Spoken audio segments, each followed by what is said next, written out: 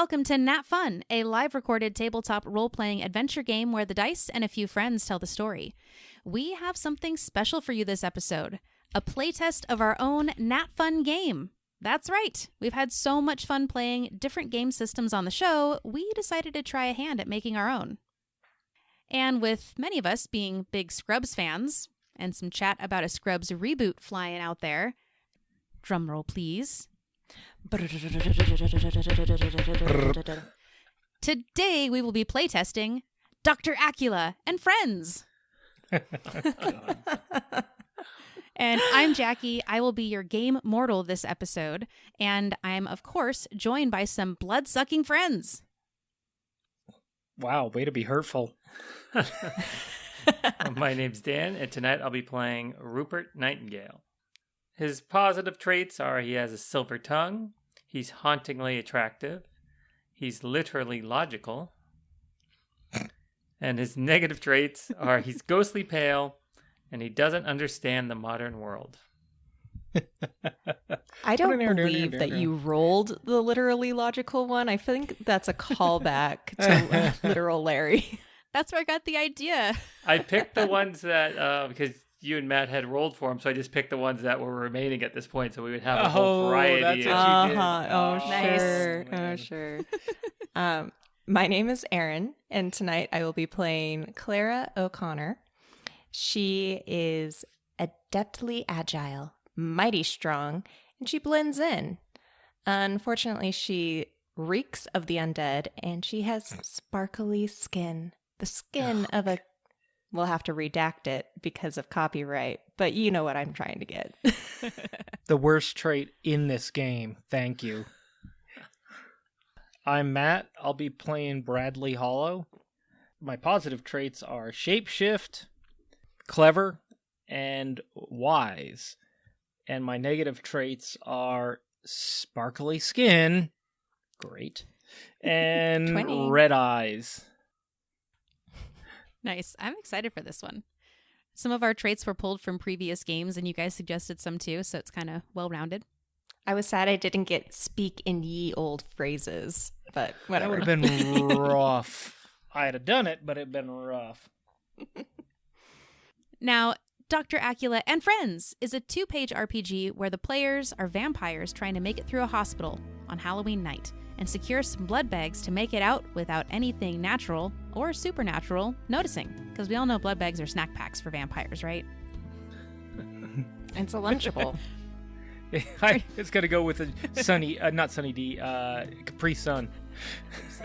Vampire Capri Suns. This game is simple, utilizing only 6-sided dice and roll tables to select your vampire traits. Whenever a vampire does something risky, unusual, or that could jeopardize their cover, they must roll the dice. The GM then sets the difficulty class for the task being attempted, and any dice value of 5 or higher is a success. Anything lower than that is not counted towards the success of this check. The vampire, and any other vampires helping, roll 1d6 to start and get to add an additional d6 for any positive traits they are using. And they roll their dice. But before they determine if the result is a success or not, they have to apply negative traits to the roll, which is done by rolling 1d6 for each negative trait, and then you subtract that result from the highest dice from the previous roll. Then you can analyze the results. Now that is a little bit extra mathing, but the goal was to not just have a negative trait be flat out disadvantage or losing a dice, but there's a chance that it's not really going to affect you that poorly. We will see how it plays out. Because, fair warning, this is a playtest, and we may adjust mechanics on the fly as needed or afterwards because we've never played this before. And all of us are dead. No one's played it before. Exactly. And we've never even played a game with these mechanics exactly like this before, so we'll see how it goes. Oh, and there's also a potential for a PvP mechanic as well, which I really hope we get to. All right, vampires, are you ready to search for some bloody snack packs? Oh, yeah. Yes. All right, your goal is simple. Sneak through the hospital, find the blood supply room, stock up, and make it back out without being noticed. Now, why did everybody laugh? Oh, well, that is the iconic image of the emergency entrance of Sacred Heart Hospital. Nice. Yeah, if you're a Scrubs fan, there's a lot of fun Easter eggs. If you're not, sorry, not sorry. Go You're watch lame. it. Except season 9. We don't talk about season 9. Yes. Yeah, we're not talking about season 9. All right, so it is late evening, and we begin in the parking lot of the NatFun Heart Hospital with 3 vampires standing in a cluster of scooters and next to a car missing the passenger side door. Players, can you describe the entrance that you're looking at, and then describe your vampires? Would you like me to go first? Okay. Well, the entrance is a very plain-looking hospital. It's gonna have the backlit fluorescent tube sign for the emergency sign there, and a kind of broad, just blindingly light all around the entrance to keep it well illuminated so people can see their way in and out. Not exactly the most comfortable area for a vampire to be hanging out. But for Rupert Nightingale, he was turned when he was in his 60s, but it's been a few hundred years since then. He hasn't really kept track of time because it doesn't really matter any longer. He has a full head of thick black hair with a bit of silver highlighting and like a salt and pepper goatee. He has strong jaw, broad shoulders, slightly muscular build, kind of clean and neat. Think of like an actor in their 60s on the cover of a GQ magazine. Give you a good Nice. visual. So, there you go. Next to him is his roommate, Clara O'Connor, the survivor of a attempted lunch break for a former vampire who took her out on a date. He left a little bit too much blood in her, and she got her revenge. I mean, who's laughing now, Jonah? I'm here, and you're not. She and Rupert came together when she posted a very mysterious roommate wanted sign on a tree with some key phrasing. Basically said, if you're not a vampire, I'm not interested. Because she smells so poorly, reeks like the undead, she likes to chew gum. That minty freshness she thinks will mask the smell that wafts around her, and it mostly seems to work because she blends in. But it might also be because she has crazy curly blonde hair, sticks up all different ways, and people don't like to mess with crazy. So either she blends in or people are like, too much drama for me. So Rupert, your Double roommate's your the drama, cat lady. double your fun. She smells like cat pee and has crazy hair. Vampires can't be choosers. Fair enough. I live alone. On that, Bradley Hollow was turned in his late 30s, chiseled jaw, taller, athletic build, shoulder length, dirty blonde hair, wears dark glasses almost all the time due to the telltale sign of his red eyes. And he's quite old. He's many centuries old, but he doesn't look it. So he plays the dashing man kind of role. But we'll see how that goes. All right, so it is Halloween, and you've seen some people walking into the hospital wearing costumes, some people not wearing costumes, but it doesn't seem to be that busy right now. Yo, Rupert. Hmm. And she's trying to pick up some of the slang she would have heard in the last, 20 years. And you're doing it to Rupert, huh? I am. He's my roommate, man. Don't be getting fresh over there. Wow. You're pretty Well, if rad the at broski that. comes out, I'm done. It's way better than ye old English or whatever you were hoping for. It is. I gotta swing it in the other direction. Yo, Rupert, I think we got ourselves a rad opportunity. Let's go get some cool blood bags from that hospital. Everybody else is wearing costumes. I bet we'll blend right in. God, I hate when you talk like that, but it seems to work on the rest of them, so lead the way. Gotta keep it groovy, friend. Wow. Wow. Well, I guess beggars can't be choosers, but I'll join you.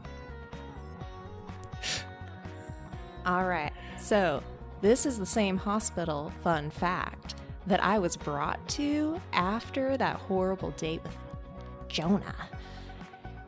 And I remembered they always kept a fresh supply of blood on hand. Now, remember, this was pre-World War I, so options were limited and things weren't labeled. But now, if you want to catch yourself a tasty little snack like some Type O, oh man, right on top. And as you're standing outside, you do see an ambulance. Woo, woo, woo, come in. Doors open in the back.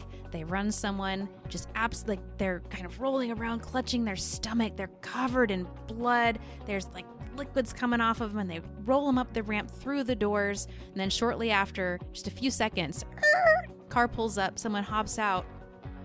No, it's okay. It's okay. The blood's fake, man. The blood's fake. He just ate all my roommate's goldfish. They run into the hospital. Disgusting. Humans Oh. eating innocent fish? We should turn him. I'm just mad he presented himself as a snack bar and wasn't available. I mean, these people, you'd think they'd remember this holiday came from the Irish and a potato famine, but Hey, nonetheless. don't you be talking about my heritage. That wasn't that long ago.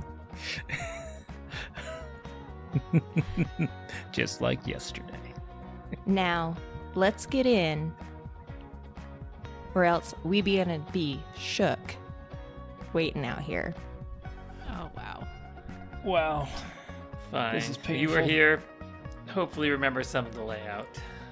Straight in to the left, follow your nose, and she's gonna take the lead. As you walk to the front door, stand in front of it for a second, and it doesn't seem to open right away. It's one of those automatic doors. Normally, if you stand in the sensor, it opens. Rupert's gonna Yes. kind of wave his hands around. It's like this never works. Hinges are all you need. Needlessly complicated. And as you wave your hands around, it starts to open and then closes again. Gosh dang boondoggle. Clara kicks it. Bradley walks up and moves a trash can around in front of the eye and then sets it back down so the doors will open. And the doors open, get stuck, close. Clara kicks it, and they open all the way. I wonder if there's a penny in there. Don't ask that question. I wonder. Now, we have a very plain screen here. We are playing with Theater of the Mind, so we just have a little logo for a hospital and a blank color behind it. And we're going to have some progress clocks, because those have turned out to be really, really fun. Not stressful at all. I'd like to fill them up fast. Yes, All you of them. do. It's a great way to have progression without needing to have a set map, which is really fun. So, I will describe the first room that you come into, but you do have a progress clock with 6 segments, simply titled, Everything Comes Down to Blood. And you walk into a waiting room. You see that there are chairs scattered all over. There's some machines with some, brightly colored wrapped packages and cylindrical, brightly colored objects behind the glass. And there is a big table with a couple of people kind of rushing around behind it. And then there are some solid walls, and there is kind of posted up by one of those solid walls that have like an arched opening. There's no doors between this space and the one behind it.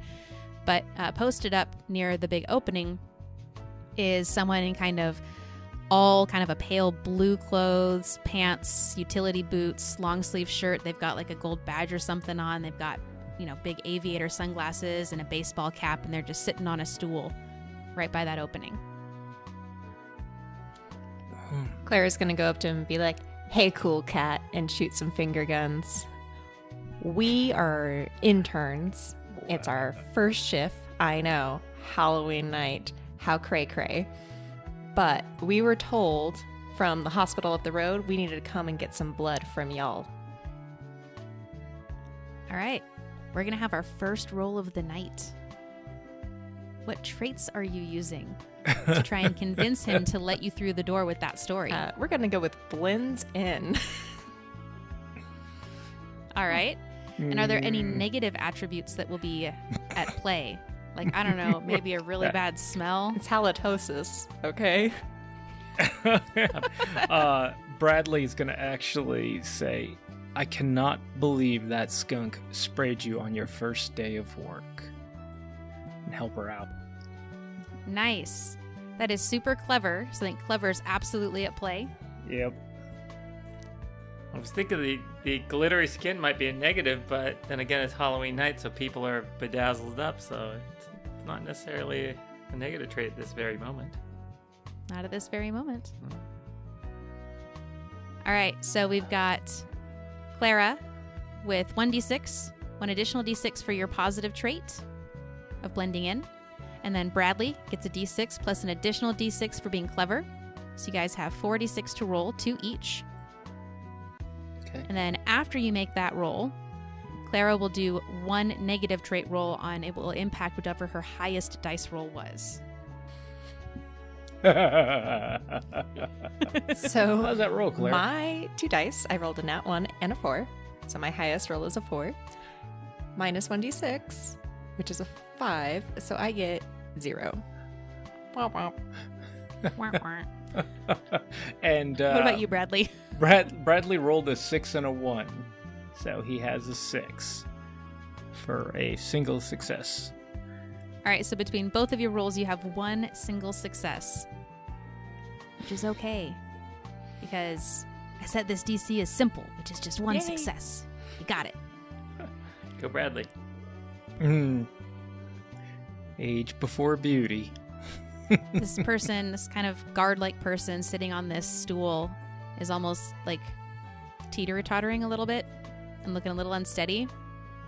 And they just go, "That's fine. You can go back."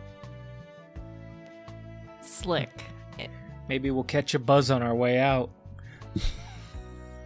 On the way out, though, Bradley. Not like last time. On the way in. On the way out. Hey, you do you, I'll do me. And then you hear one of the people behind the counter that were kind of all hustle and bustle. And they call out, see, what name should we have them call out? Rudy? Rowdy? There you go. Rowdy? Mr. Rowdy? And the guard stands up. Yep, that's me. And he kind of hobbles over to the counter. He didn't even work here. Let us shuffle as if we belong. That's a clever idea there, Bradley. No, Rupert. You look... I'm Bradley. No, I know. I'm talking to Rupert now. Enough of you. You got me. Now, Rupert, you look like you could be one of these hoity-toity doctor folk. Why don't you pretend to take us on, a little tour or something? Yeah, why do I feel like Dan's character looks like George Clooney? That's what I have in my head. GM, there wouldn't happen to be, maybe a cart that has some used linen in it from the doctors, where I could grab a white trench coat.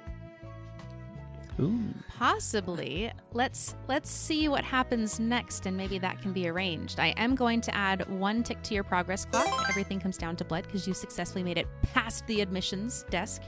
And you now find yourselves in a really busy hallway. There's some people in beds. There's a lot of people just moving up and down, walking quickly. You can see that there's these big containers with like giant red trash bags and lots of labels on the lid. And there's a couple of small desks. And mainly you do see that there are a lot of open doors in this hallway. If I can have someone just roll a d6 for me and tell me if it's odd or even. I got you. That is an even. All right. So with even, You are kind of walking around in the hallway, just taking a general stock of what's going on, and you see a room that there's no one on the bed. The blanket is thrown off, but you see what looks like an empty blood bag on top of the mattress. I'm mighty parched. An empty blood bag does us no good, though. Eyes on the prize. We need more than just this single bag here. Who Yeah. doesn't even throw away their wrappers? Isn't that what you did with that guy you met? Okay, Jonah was making fun of me for my crazy hair, and he just had to be put to an end. It's fine. You did leave him in a dumpster, so at least you're, keeping up with picking up after yourself. Exactly. I care about the environment. An empty bag, I wonder if there's more bags to come. Is this just an empty bed and nobody in it? Just to be clear. Are you going into the room? Yeah, maybe we Or can are you stop choosing to for bypass the room and look for something else? Bradley will just stroll in and do a sweep of the room to see if there's anybody in there. Maybe somebody's got a little overfilled. So you walk into the room, you look around, and there's nobody in this room. There's one bed, and it looks a little bit disheveled. There's an empty blood bag. There's some tubing, and all the machines seem to be turned off. And you see that on the hooks on the wall, there's looks like a doctor's coat. There's kind of a sweater. There's a really big onesie costume of some sort of animal. Some things just hanging up. And there's that empty blood bag sitting on the bed itself. And there's some paperwork and what else do I have in here? Clipboard. All right. I think I'm going to pick up the Clipboard. Actually, I was going to say I was going to look for a clipboard on the end of the bed and then grab the white coat and hand it to Rupert and say, you wear this. And with my long coat, I'll just say I'm playing the anti-doctor today. Certainly. And he'll throw on the coat. All right, Rupert, you got yourself a bright white doctor's coat. All right, then Rupert's going to go ahead and lead the way down the hallway and see if he can't find any signage or anything that points out to maybe where there's blood storage. As you turn to exit the room with your spiffy coat on, kind of, shaking your shoulders to get it to sit just right. Oh, no. Someone just wanders into the room wearing a hospital gown. They have the IV stand and they're just slowly walking. It's a man. He's not extremely tall, slightly balding, looks kind of disheveled, hasn't shaved in a couple days, and he just looks a little bit forlorn. And he just mumbles, "If only I were alive, I could have helped her." And he just stands looking at the bed. I mean, Rupert's just going to say, "Indeed, you would have," and walk right past them and out the room. And he turns and says, "I can see you. Are you dead too?" No, doesn't appear to Nope.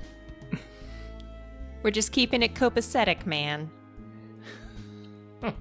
I think you should take a rest, and when you wake up, you'll feel much better. There's a chair over there. Just go sit down. But I'm dead. I don't need rest anymore. Claire's going to put her Rupert's hand already on, walked out of the room at this on point. Bradley's so- shoulder. Yeah, I was, well, sounds like you've got some things to think about. Talk to the healthcare professionals and just slide on out. All right, you guys all awkwardly back out of the room and you're back in the hallway. And as you start to walk down the hallway, you hear him shuffle back out and walk up to someone just laying in a bed in the hallway waiting for space. And he just repeats the same line. "If only I were alive, I could have helped her." And he just stares at him. God, that's creepy. I've been doing this a while. What a square. He's almost as bad as you, Bradley. I'm more of a long and lean shape than a square. Wow, you're going to throw those back? Really?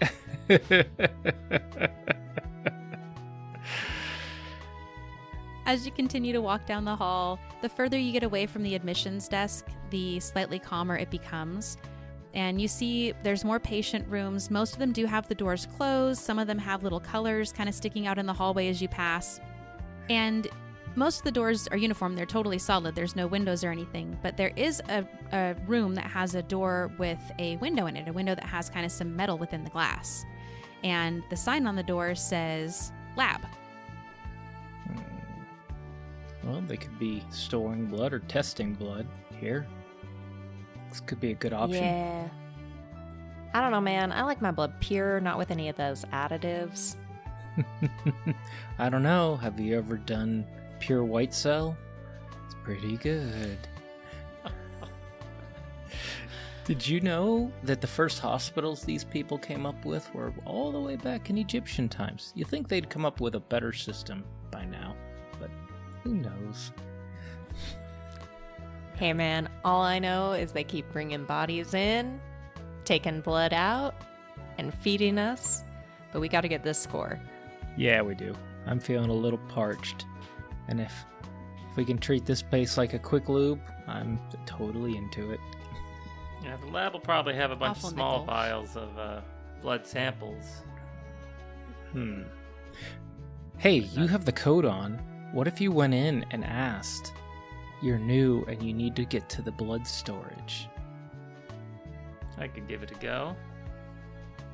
That's a top shelf thought right there, Bradley. Nothing but.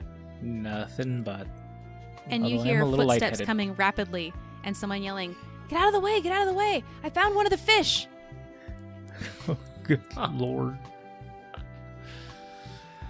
All right. Well, you two stay here for a moment, and I'll see if I can't get a little more information. And This should Rupert go will well. head into the lab there and see who's in there. You head into the lab, and it's pretty small. This is kind of just like a big closet. It's probably smaller than your bedroom with your roommate, Clara. Like, I assume that you guys have, like, a cool flat. I don't know. Small space. And it's a basement there's a apartment little... with 2 coffins in it. What are you talking about? It's about that size. It's better than your half porch. That's so funny. Took me a moment. Oh my god, that's so That's funny. Oh boy. You step in and you see that there is a few desks around the kind of the perimeter of the space towards the back, but the desk that's dividing the space has a little red sign that just says back in. It has a little clock. It's on 5 minutes. It's on 15 minutes. 5 is ridiculous. It's on 15 minutes.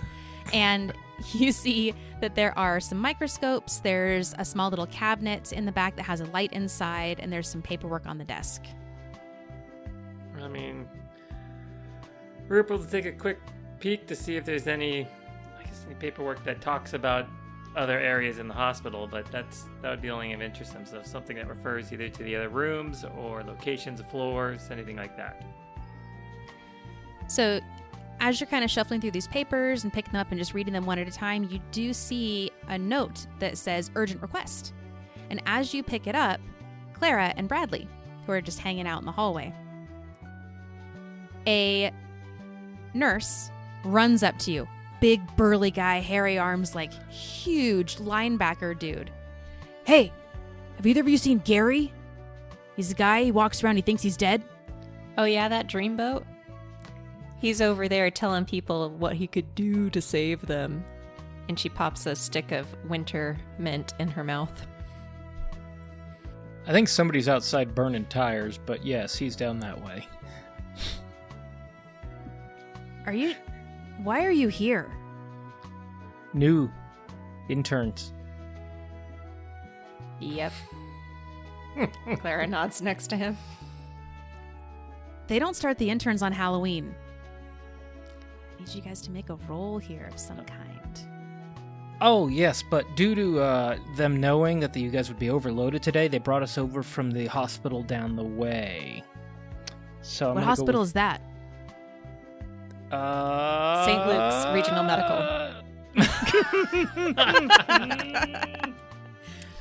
I was going to go with Cop out. Alf, but sure.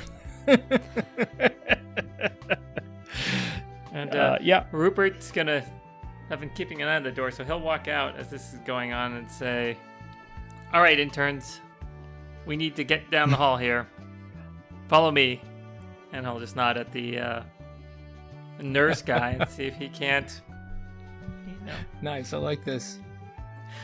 All right, some you heat still got to roll some dice. That's the whole I'll go point of the game. All I'll go right. with a clever on that, so I think I'll roll 2, but this guy's What are awful your close negative to- traits? Yeah, I'm sparkly and I've got red eyes, and you might be able to see through my glasses up close. So I think I'm going to go with the red eyes at this proximity. That sounds good. He'll go, are you hungover? Why are you wearing sunglasses inside? I'm an intern. I'm always tired and hungover. And he kind of bends down a little bit and he's like, dude, your eyes are super red. You shouldn't work today. Well, I'll finish this shift out and I'll go home. All right, what are you using, Rupert? Rupert's got that silver tongue.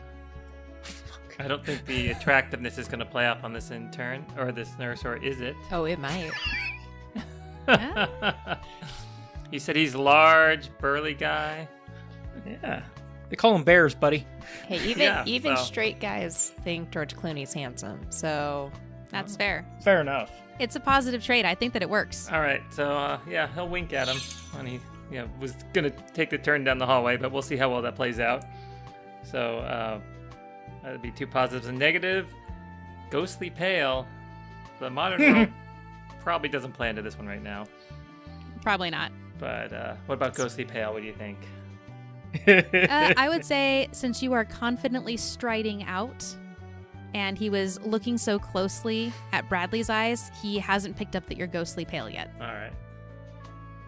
And I will say that this is a simple task because this is busy. He's frantically looking for someone. So you guys just need 1 success.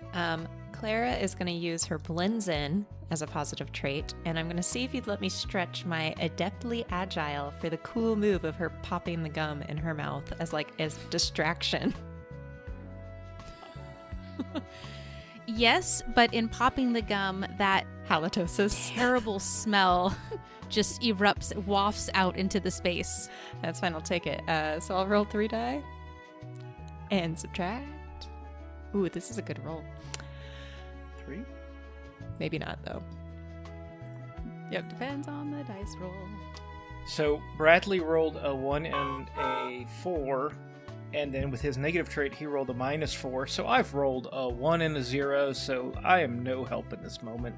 Apparently my eyes are very distracting. Clara rolled a 4, 4, and a 6, and rolled a -4 for her negative stinky breath. Ouch. So we got a 4, 4, and a 2. Oh, still no successes. We just need 1. Come on, Rupert. Rupert rolled a 2, a 5, and a 1, and he had no negatives, so that 5 will stand. Nice. All right. I don't have time for this. You seem to know where you're trying to go. Just don't cause more problems. Gary! Gary! And he starts running down the hall.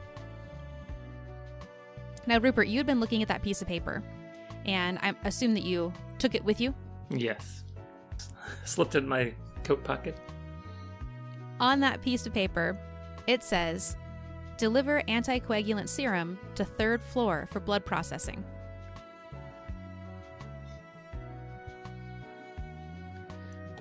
All right. So Rupert does spend a lot of time reading a lot of books on anatomy. He likes to study humans and know their weaknesses, so he would definitely understand what an anticoagulant is and what it would be used for. So he'll turn to the others and say, "Good news, we're heading to the 3rd floor." And I guess we're gonna have to turn around. Are the elevators in the lobby back to where we were, or at the end of this hallway as well? Well, but Or are we gonna have to discover that? Rupert wouldn't want to take the elevator. That is a devil's contraption, right? True. Like, You're right. We're gonna take the stairs. so we're at the stairs. There should be stairs down this hall and to the left. I'm Yeah, almost at the end of the certain. hallway. There's always stairs at the end. Yo, of the dog, we hallway. gotta get our steps in. Oh, I don't know if I can handle this is character, Aaron. painful, man. I feel like this is Aaron 10 years ago. Could be. Righteous. Pretty much. So I am going to advance your progress clock by 1 because you figured out where you need to go. So you have 2 out of 6 ticks in. Everything comes down to blood. Did you guys know that blood banks were invented in 1917 for the First World War? It made this whole situation far easier. Yes, Bradley, we were all there. Barely you. Just because I was a youngin' at the time doesn't mean I can't be adulting now. And she's going to walk in front of you. I'm waiting for this. And as you walk and talk and keep on moving, because we've got a lot more stuff to get through and not a lot of time, so I'm going to try and kind of keep the pressure on you guys. Yeah. So as you walk and talk, you make it to the stairwell. You're able to open the door and start to go up. And as you get to the next level, the second floor, there's a couple of nurses completely blocking the pathway, and they have the door open, and they're just kind of taking their hands and filtering people down from the above floor as this parade of children in costumes goes by in front of you. Look, party size. I was going to make a joke about veal, and over here, they're like candy bars. Sorry. Go for it. Hey, look, Rupert. Veal. No, it doesn't hit. Both of them are so bad. They're far too active to be veal. They're full of calories. As a little boy in a wheelchair looks up at you and says, "Are you Spider-Man? Did my Make-A-Wish come true?" Oh, Honey, your nurse is about to push your wheelchair down a flight of stairs. I think it's a different wish coming true. Wow. Jesus.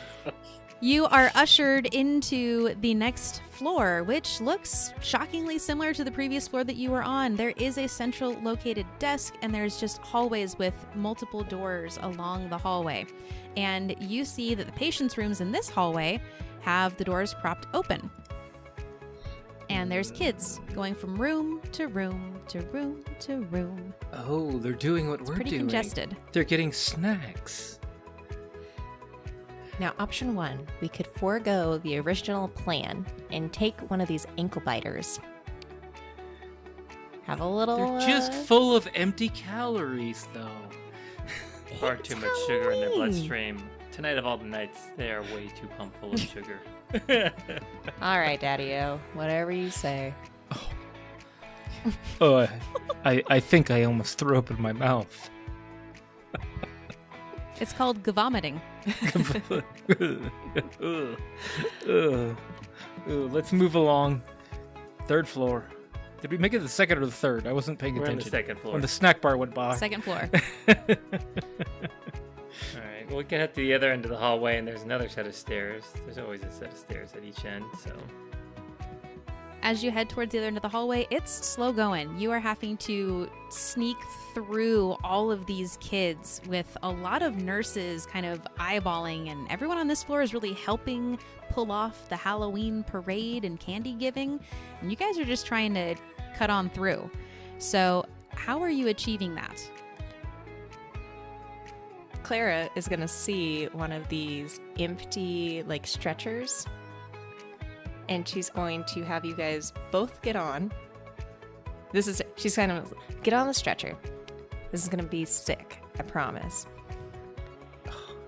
And she would I'm like to getting use sick. adeptly agile and mighty strong, as well as blends in, and as a potential positive for her stench. Out of the way, highly contagious diarrhea, and try to push through the sea of people. Bradley is going to use one of his traits and shapeshift into a sick patient who's covered in poop. I think Rupert's better suited, considering he's wearing a white robe, to follow maybe behind the gurney here. Not be riding 2 patients on one. All right. So let's have Clara and Bradley are doing like a combined effort. So you guys can roll your check together. Okay. I'll roll. And then Rupert, I will have you roll kind of separate Sure. because you're following. Okay. Since I'm trying to use my stench in a positive way, would I still have to roll against it? Interesting. It's interesting. I would say, how about this? It's just not stinky enough. How about this? You can use, that is a very creative way to use your negative trait in a positive way, but I really want to see PvP. So let's say that it adds a progress clock Okay. to a tick to that progress clock as the cost of flipping a negative trait to a positive trait. I like it. I like it. Okay. So I'm going to add another clock to you guys, which simply says the hair stands up on the back of your neck. It's a 4-segment clock, and 1 is now filled. I should have checked the segments in that clock before we agreed to this cost-benefit ratio. All right. What did you guys roll? Clara got a 2, 3, 6, 2, so 1 success. Nice. Bradley got a 2 and a 5, so 1 success. All right. I was going to put this at moderate.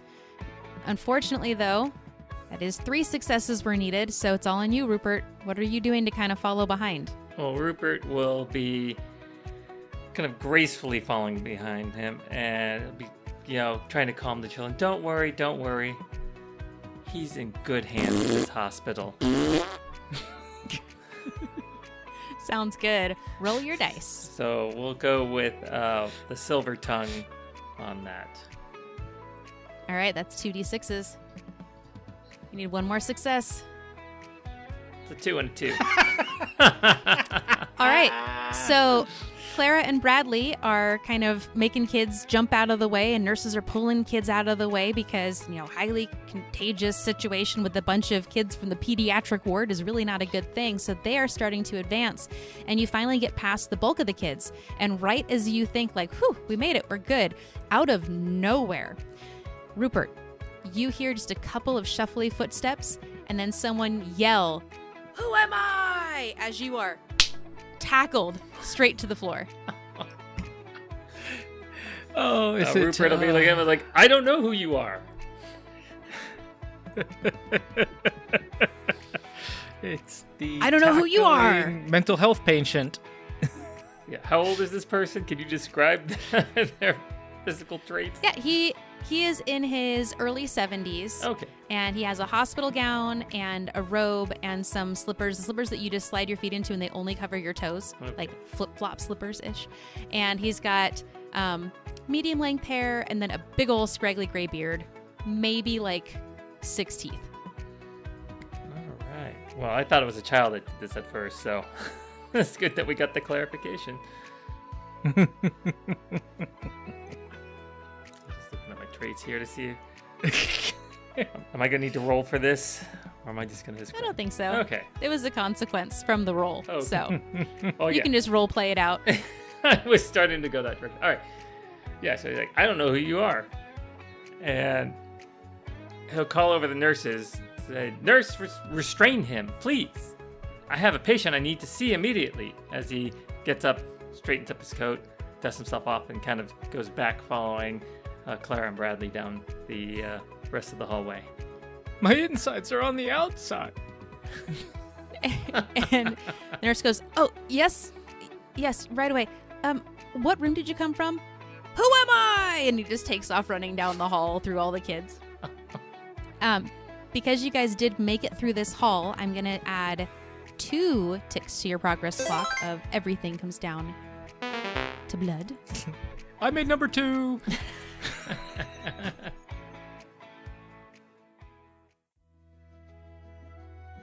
Hey, I just wanted to take a brief moment to say thank you for listening. And if you're enjoying NatFun at all, can you do us a huge favor? Can you tell a friend about the show? Preferably someone named Sasha or Dr. Jan Itor? Or better yet, drop us a rating or review on your favorite podcast listening network. It really does help other people find the show, and we're growing more and more every day due to you, our listeners. So, thank you. Now let's get back to this playtest. So we are at 4 out of 6 on our progress clock, Nice. and you make it to the 3rd floor stairs. and there's a man standing just outside. Kind of a long gray beard, bald. His robe is closed up. He's got slippers on. It looks like he's smoking a pipe. Is it actually a pipe? But when you look closer, it's a gavel. Ah, boy. He takes a couple puffs and just walks the other way. I don't even know what to do with Jonah that. called me crazy once, It's a Scrubsism. but he ain't never seen anything like this. I don't know. Humans are strange creatures. I try to avoid them as much as I can for this reason. They're only good for one thing. Well, two things. And then he turns around. Two things. Conversation and Fornication. companionship. So much class. I really need to find better friends. And he puffs on his gavel, turns, and just continues to stroll down the hallway. But you are at the door to the stairs. All right. Yeah, Rupert's going to say, we're almost there. 3rd floor. Oh, yeah, these floors are large, but let us away on this blasted adventure. Let's go cruising for a bruising. Clara starts going up the stairs. Do you have a list? I may have utilized Google. No. Have a No. I'm just changing it by the decade, guys. Every floor gets a new decade. Are we going back or forward? Who knows? I don't know. Rupert will go ahead, lead the way up the next set of stairs. Pretty plain Jane stairway. There's no kids in this one. There's a couple of interns crying on one of the lower levels. You can hear the sobs echoing up the stairwell. And you are able to walk up to the 3rd floor. Open the door. And this floor looks a little bit different than the other ones. It's not just big lines of doors and patient rooms. You walk into a pretty open space with a lot of curtains and beds, and there is a desk. You can kind of see that there's a couple of hallways behind some like very thick double doors that have circular windows on them. And as you walk in, a fairly tall female nurse walks up to you. Blonde pigtails, kind of broad shoulders, a lot of freckles on her face, has a really nice grin. Good day.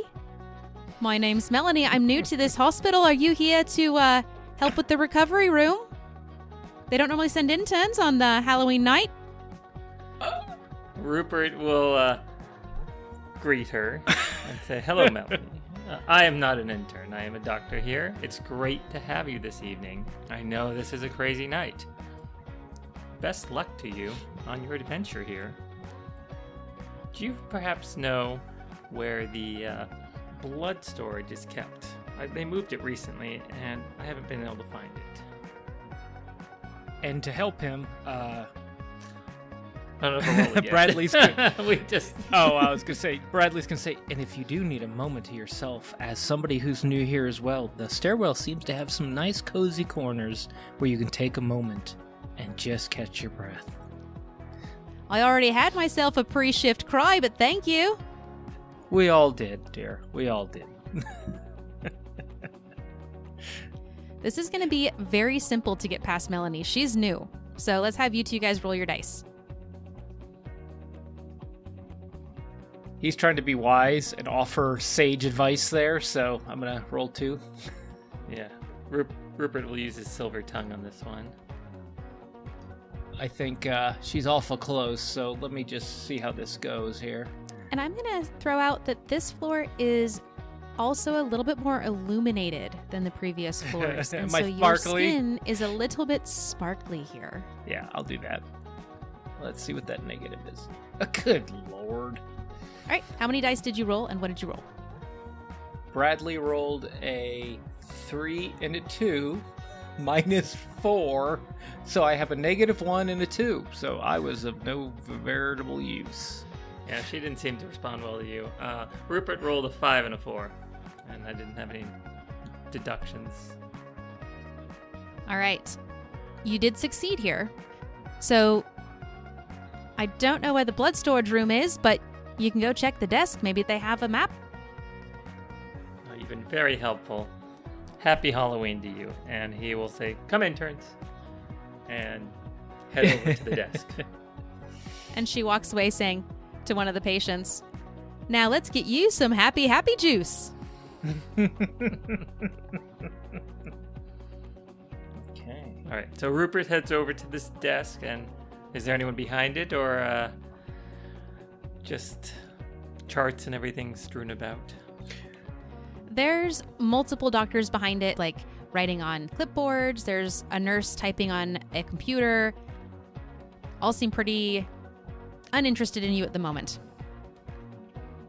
I mean, Rupert's going to speak up to them and say, "Excuse me, I'm from the Red Cross," and he's going to point to his badge on his, or the emblem that's kind of stitched into his robe there, but kind of turn away, have it kind of concealed, so he's going to try play it off really well that he's from the Red Cross. He's like, "We're here to ensure you have an adequate blood supply tonight. Where do you keep it stored?"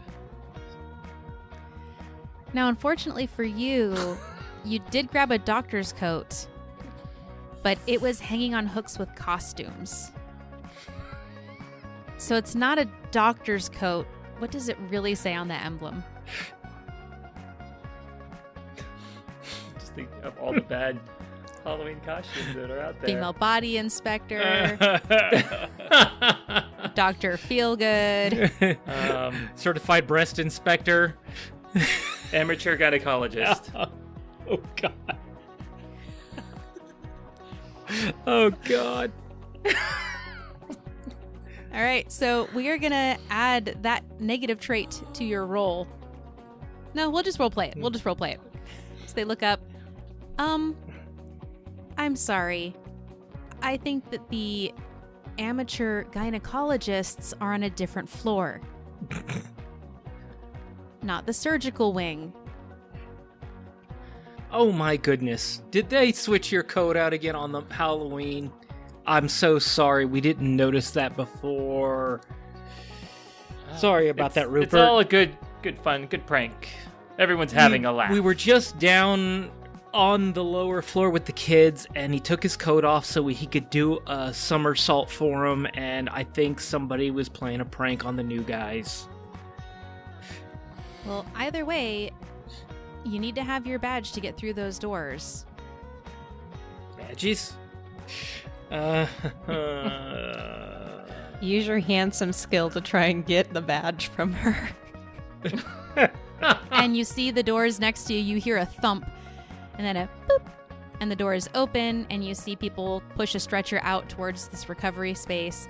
And you see there were, a couple doctors standing waiting for the door, and they kind of gingerly step through as the doors are open. Well, those gentlemen can just let us in. We'll just follow them. And the doors are closed. Yeah, so Rupert will look back at the woman, and he's going to look down at her name badge. And we'll go with Brittany. It's Laverne. Okay, Laverne. Okay, Laverne. Oh, even worse. We're so screwed. Yeah. Look at her and say, "I'm sorry. It's been a long day. I know we're nearing the end of our shift, and it would be really, really great if you could just let us in so I can do that quick check. We can wrap up. Everyone will get going home. I know these interns are tired tonight. I know I'm tired. It's been a long day. Isn't there anything you could possibly do for us?" And he'll wink at her while he says that. And I'm going to help him by thinking about something clever. I know, ma'am, that you've been here working all day and you're understaffed for some reason. If you did yourself a favor, I believe there's 2 or 3 interns down in the hall in the stairs hiding from you currently, and they should be out here helping you with bedpans and cleaning. It might just make your night finish up a little faster. What about you, Clara? I want to go a different route because people have been kind of coming in and out of that door, but it keeps closing before we could get into it. I want to use the adeptly agile to slip through it while these two have Laverne's attention. Okay. We will make that a separate roll. and your DC will be set based on if this is successful or not with Laverne. Sounds good. All right. So this is going to be moderately difficult. She just looks at you and goes, mm-hmm. So what are you rolling? Well, I'm Sparkly skin is still at play. frick. so I've got silver tongue. Does my hauntingly attractive play in for her? I would think. Sure. All right. He winked. I mean, winked in his mouth. Yeah, you did say he winked. I was gonna go with the clever on this. I don't know if I could slip wise in there, trying to play the two sides, senior staff and younger staff, and all that good stuff into it to get a third die. I think we probably need to reassess our traits because doubling up on clever and wise kind of means you either Yeah. get 2 positives or you don't get to add anything to it. So it makes sense. Go ahead and roll the 2, but I think we'll need to adjust that in the final game. Yeah. Rupert rolled a 6, a 4, and a 2, so 1 success. I have a 1, a 4, and a 3, so I'm unsuccessful, but let's just see how bad it gets with my sparkles. That's a -2 to my 4, so that'd be a 1, a 2, and a 3. So I'm not helping again. Nope. Now the DC was 3 on this one, so you guys totally bombed. So she looks at you and goes, nice try. This isn't my first time working Halloween night. You're done. Go sit down. I'll call security. Which means I'm going to add 1 more to the hair stands up on the back of your neck. And you, Clara, you were going to try and jump through that door as they were doing their stuff. So I was going to make it simple if they succeeded, but because they did not succeed, it's going to be moderately difficult. So I'm going to set the DC at 2 successes. So what did you roll, Clara, for your agility? We got a 6. Yay. And a 1. Not so yay. No, and you have sparkly skin. I do. It just glimmers so well. So I really got a 2 and a 1. Okay. Nice. Wah, wah. So as you're kind of lining up at the doors, getting ready to go, you're like leaning forward, like timing it, drawing a lot of attention to yourself. And one of the orderlies who's carrying a big stack of scrubs walks up to you and goes, hey, what are you doing? You don't even have scrubs on. Get out of here. Hey man, don't be such a dud. I'm just out here trying to live my best beatnik life. Keeping it groovy. What? And she finger guns again. Why do I feel like this is how Rupert should talk? She finger guns again, spins on her heel, and then moonwalks backwards towards where Bradley and Rupert are. Wow. Well, I'm going to say that I am adding another tick to the hair stands up on the back of your neck because of your failure. So 3 Okay. out of 4. And you guys haven't made it past those doors yet.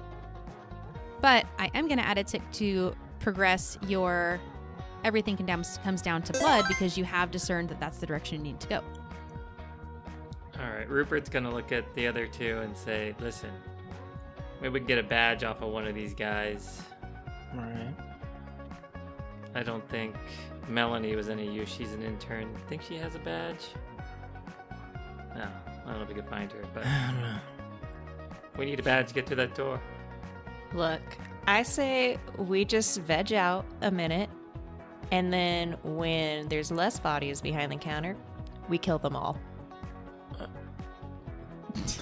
No takers. That really does One, go 2 against dead our nurses. against our ability to come back and do this again and so forth Well, and so we could go pull an alarm in one of the rooms there. Code blue. Hit that button. Everyone distracted. Head through that door. Yeah. Well, and I've got a way to get through, but I don't know if I can get you through. Well, Bradley, you shapeshift. How much shapeshifting can you do? Because if you can go push the button and make your way out of that room, we'll hold the door open for you. Okay. All right. That's not bad. Maybe I'm a skittish little raccoon. Note to self, define shapeshift. Yeah. Because if you can make yourself a pencil and roll under the door and then reappear on the other side, that changes the mechanics about greatly. going that badly. Actually, no, he's gonna go around the corner. Let's keep it fair.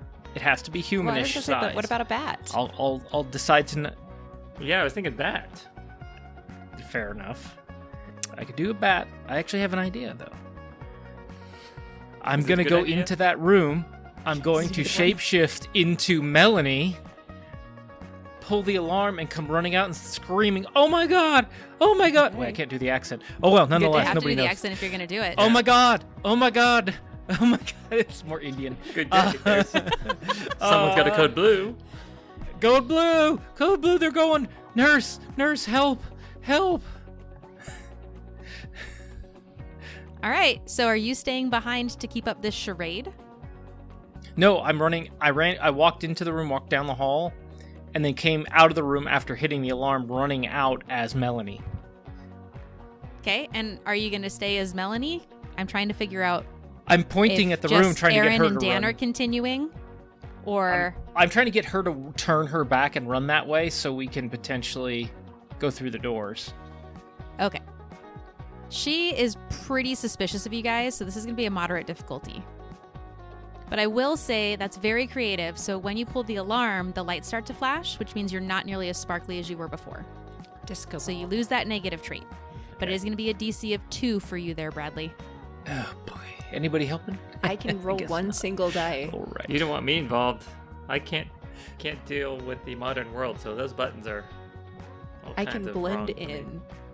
That's all I got. I want to see what happens next with this game system, so let's just do a DC of 1. It's going to be simple for you to pull the alarm and get everyone distracted. So what'd you roll? I rolled a 5 and a 3, so 5, 1 success. All right, you were able to pull the alarm. The lights start to flash. Everyone jumps up. They hear code blue and clear the room for the most part. And then you hear thump, boop, as you start to see those double doors opening. Yes. As the doors open, I mean, Run. Rupert's standing off the side, so as the people exit through it, he's going to just kind of slip right in through it and kind of keep his foot in the door to allow time for Bradley to make in behind him. Claire holds the other side with her mighty Claire strong, adeptly agile ability to blend in. Toe. And Bradley just glides through. He's been doing this a long time. As you all make it through the doors, they close behind you, and you are able to look down this hallway. And these doors look kind of like the lab. They all do have that window with the metal in it, and they're labeled pretty clearly. Surgery 1, Surgery 2, and you make it all the way down the hall. You start to loop back. You're about to lose faith, and you see blood storage. Jackpot, baby. Goodness. Claire tries to open the door. Door opens. Claire goes in. Claire succeeds at it. All right. Simple things. You don't need to roll. So you guys now have a full progress clock for everything comes down to blood. Okay. But I'm going to make you guys do... I was going to have this be a bigger clock, but I'm going to be real here and say I'm going to make it... I need 1 successful roll. Oh, God. And the progress clock was just going to be titled... We need a knife wrench. Because you walk into the space and you see a desk with lots of notes. It's pretty... There's different areas and bins that the different notes and pieces of paper are in. It's organized very well. And then you see multiple cabinets, chilled glass doors, or big glass windows in each of the doors of these cabinets, filled to the brim with blood bag snack packs. Nom, nom, nom, nom, nom. But when you go to open it, it doesn't open. It's locked. This Okay. is so totally bogus.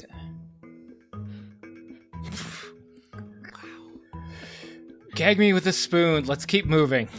Hey, there's this thing on the desk here. It looks like a wrench. Looks like a knife. Looks like somebody tried to duct tape these together. That looks like there's blood on it as well. So this is... Clara is going to use her mighty strong ability and try to smash through one of these doors. Okay. This is a pretty heavy-duty piece of equipment. I was going to have this set at challenging. Oof. Okay. She is also adeptly agile. I was going to kind of help, but do it in a different way. And again, he's going to think, okay, they always have keys in the sun visor in those cars. He's going to slide open the drawer and lift up the ink blotter and see if the keys for the doors are in the drawer in the ink blotter in the desk. Okay, so you're going to be clever and kind of look around. Yeah. All right. What about you, Rupert? Oh, Rupert was gonna do the same. He was gonna go look for keys in the desk. So maybe. Sorry, man. I don't know if we can double up on that one. So that's fine if not. He'll be of very little use, I think, at this one. You can look elsewhere. You Yeah. can start looking to see if they're hanging on the side of these cabinets, and Bradley can start looking in the drawers. There's some lab coats and stuff hanging up on there, so he's gonna reach in the pocket to see if he can't find keys in there, because people always leave keys in the pocket, so that'd be a literal, logical, positive trait. Nice. I dig it. All right, let's make a roll. Clara gets 1 success with a 6, a 1 and a 2.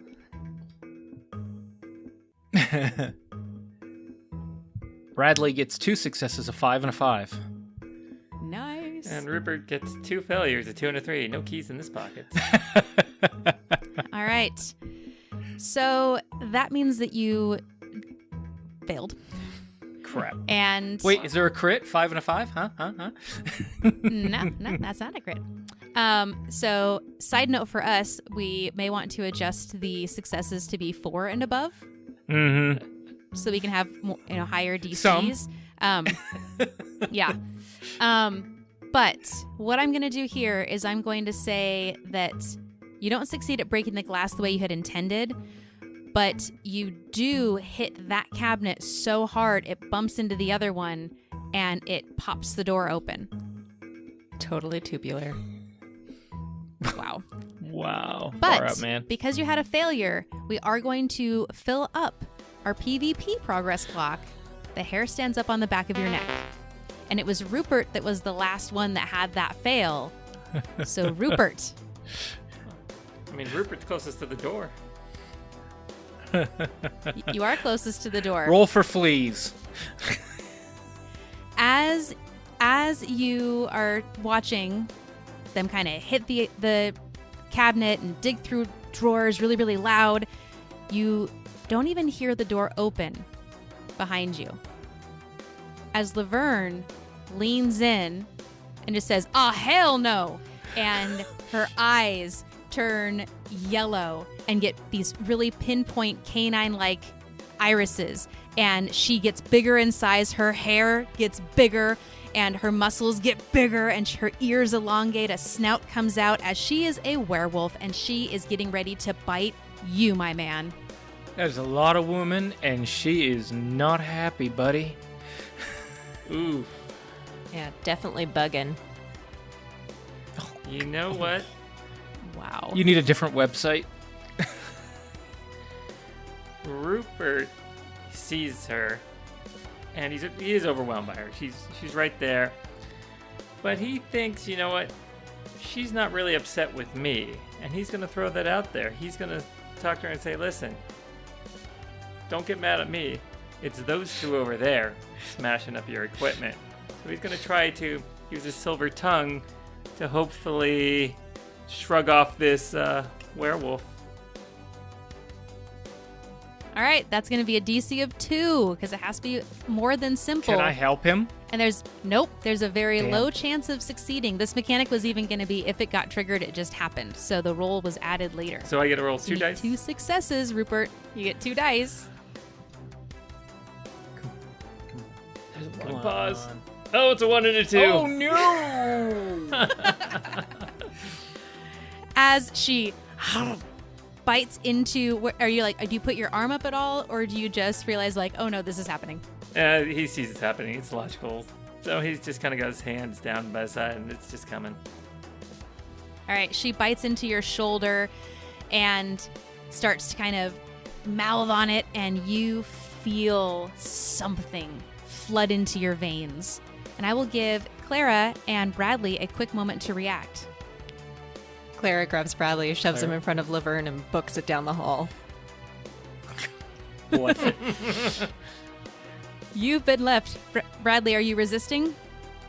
No. Well, she pushes me aside. I grab the knife wrench out of her hand and I stab Laverne with it. Okay. What attributes or what traits are you using to do that? Well, I hate to go back to my oldie but a goodie, but I'm pretty sure that was clever because he was thinking about it the whole time. All right. He's I will give you burying the it to same hilt. DC of moderate. You need 2 successes to make this happen. Frick-sickles. Should have turned into a bat and fled. Fleet. Flooded. Flawed. I guess I could shape change while I'm doing this, but I think we're a little late in the game for that. It can't be a simple DC for this, and the only thing above simple is a DC of 2 for moderate. That's a 1 and a 4. So, no. I think it glances off. And as it glances off, it clatters to the ground as you and Clara run out of the room. So now, all we have left is to escape. It's going to be a 4 progress clock to get out. Okay. And what do you guys want to call it? This shift is over. That's much better than bumper buddies, which got into my head. So I was expecting some old phrase from you. This shift is over. You need to get out of the hospital without being noticed. You've got your snack packs, and Rupert is a changin'. Yeah. Rupert's a changing. So Oh, we didn't God. talk about the PvP mechanics. So real quick, the PvP mechanics are not immediate. Whenever you do an action, Rupert, you have to roll a d6 to see which supernatural force has control of your soul for the check. The vampire side or the werewolf side. If it's odd, your new werewolf form takes over, and you only have the memories of your vampire self from like the last hour, so you know what's going on and who you're with, but not necessarily where you live. And if the result is even, you keep your vampire senses, but you are confident that you silenced your attacker and blissfully unaware of the change that is rapidly flowing through your veins. But, of course, players are always able to give in to their primal werewolf urges if they so wish. So, Rupert, how do you react when you get bitten? How do you get out of the room? Well, I mean, Bradley went and threw that wrench, and everyone knows dogs don't like loud noises, so that clatter kind of startled her, and he's going to take that opportunity to just stand up and bolt behind him. As you run away, just before the door closes, you hear Laverne yell out, "That's what you get! That's what you get when you mess with a warrior!" All right, so you were all running down the hallway. You get to the surgical doors.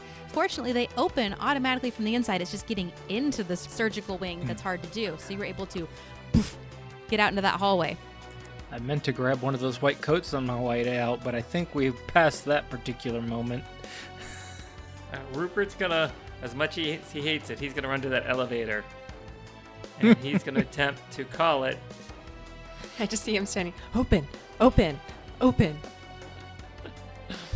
And as you're pushing the button, Melanie walks back over. The elevator's down right now. Sorry, but you'll have to take the stairs. Okie dokie. Hey, Laverne's looking for you. Don't let her slow you down. And she just frantically, and runs back over to the desk and tries to look really, really busy. Run for the stairs. All right, nice work, Bradley. Yes. Tried and true stairs. See? Technology never works. as there's like, all I see is like, it looks like they're carrying, again, Capri Suns is all I have in my head, and they're just slipping out. They've got like 30 in their hands when they start moving, and there's just like a trail of breadcrumbs falling out from his arms. Sounds about right. So where are you guys headed? Down the stairs. Down. Stairs at the end of the hall. You get to the stairs, and as you throw the door open, there is a sea of children in costumes being ushered back up the stairs to the pediatric ward that you need to somehow maneuver through. Okay, I have a plan for this. Same. I would like to parkour down as best I can. And as I go over the head of the one who said, "Are you Spider-Man from my Make-A-Wish?" I'd be like, "I'm Spider-Woman." Nice.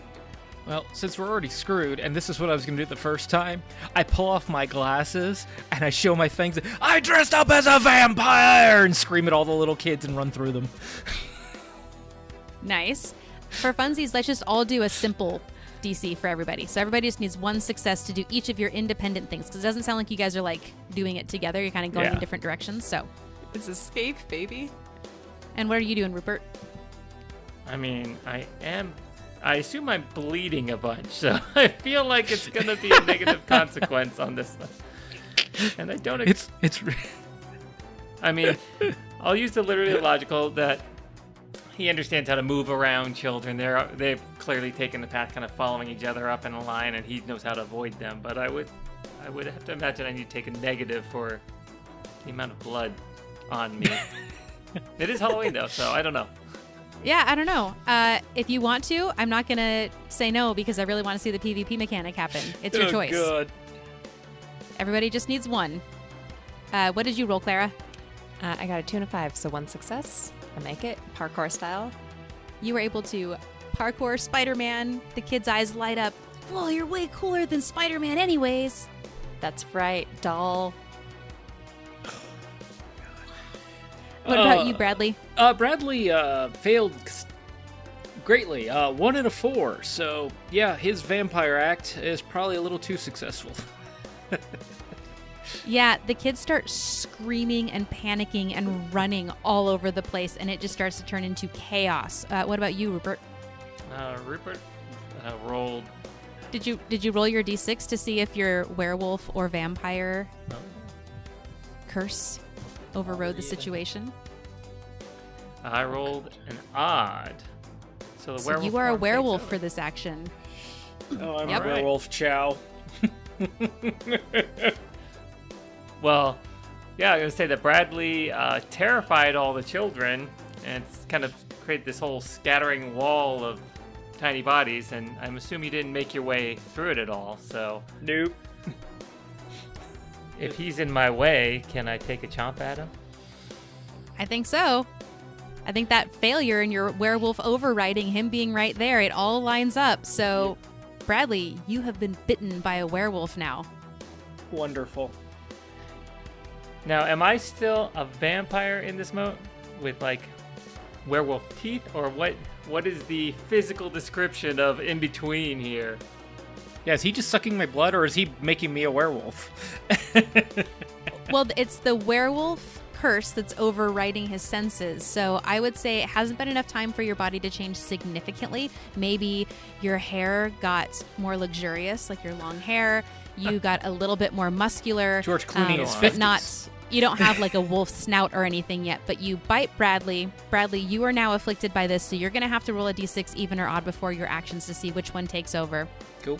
But the kids start screaming. You are able to slowly muscle your way through, but far ahead of you at the second floor is Clara. Mm-hmm. Clara sees Rupert bite Bradley, and she's like, sunk cost. She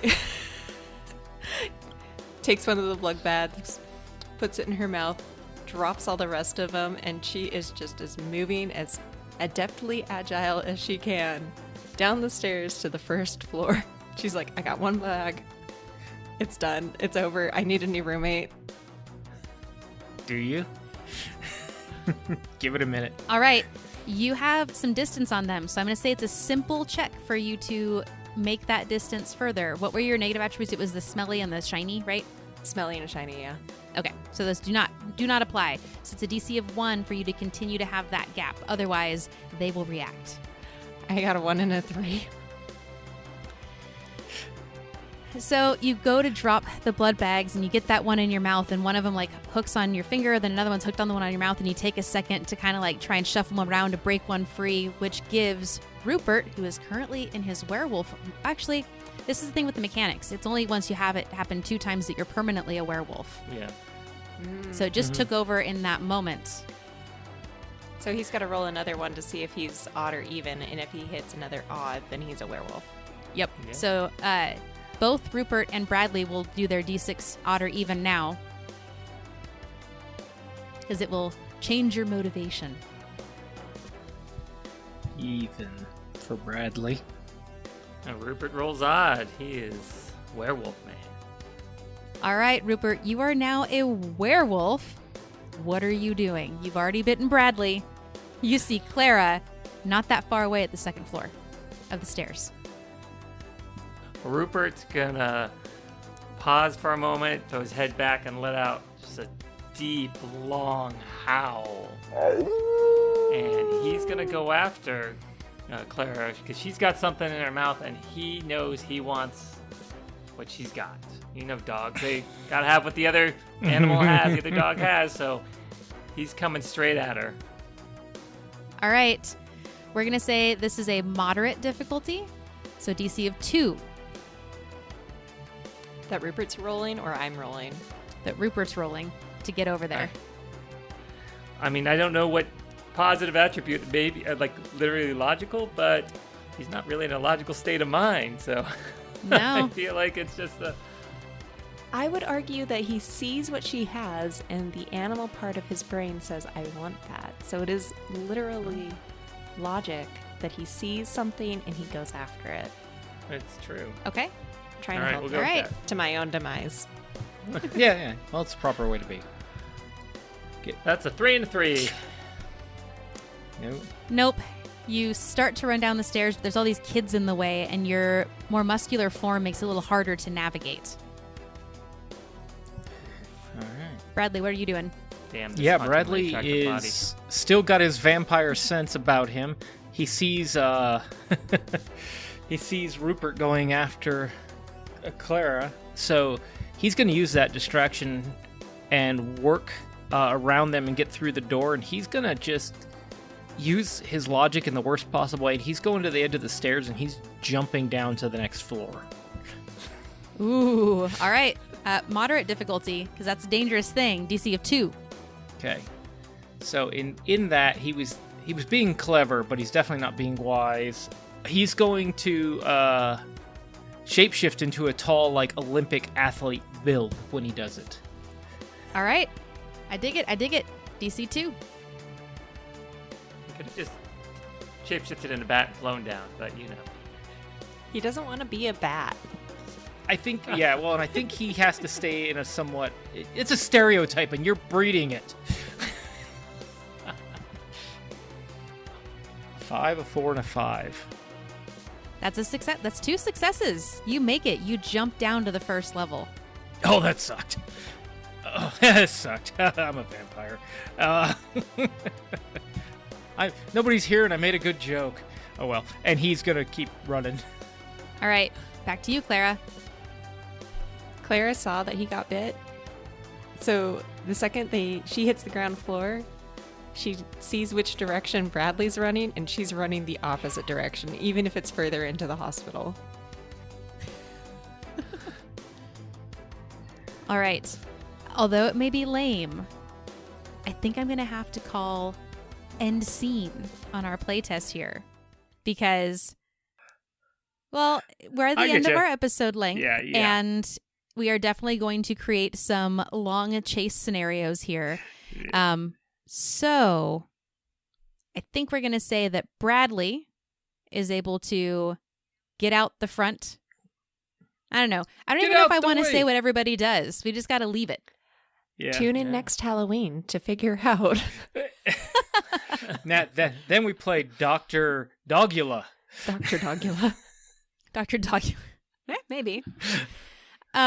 So we did say at the very beginning this was going to be a playtest and not our normal format by any means. But did you guys have fun? I Yeah. really enjoyed my character.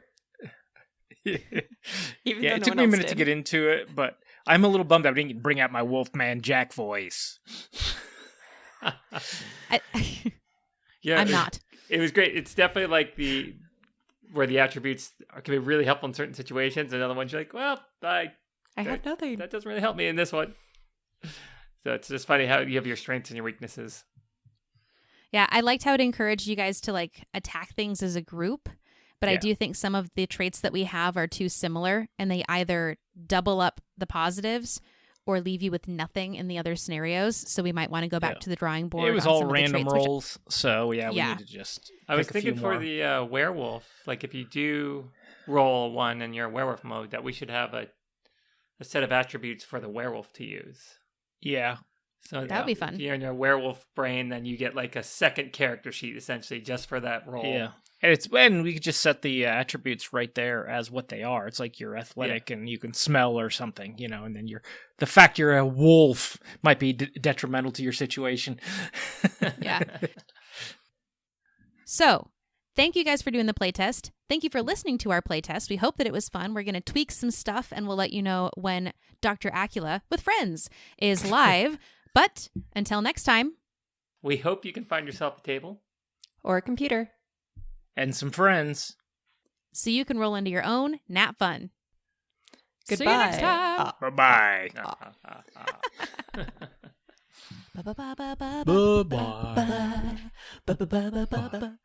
Bye. Doo-doo.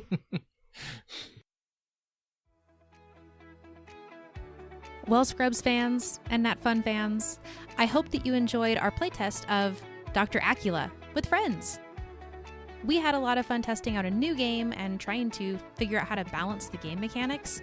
If you're interested in hearing about the conversations we had after our session, you can check it out on our Patreon, which I know we mention a lot, but we really do have a lot of fun stuff there. This episode, being a Freebie Friday, was actually brought to you by the subscriptions from Patreon. That's what helped give us the funds to make this episode for you.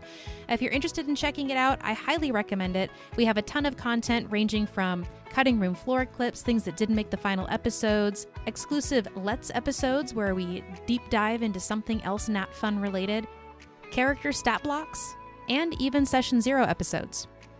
And as of this month, we have well over 13 hours of audio content available on our Patreon. So it's not a small amount of stuff. If you enjoy NatFun, please check it out.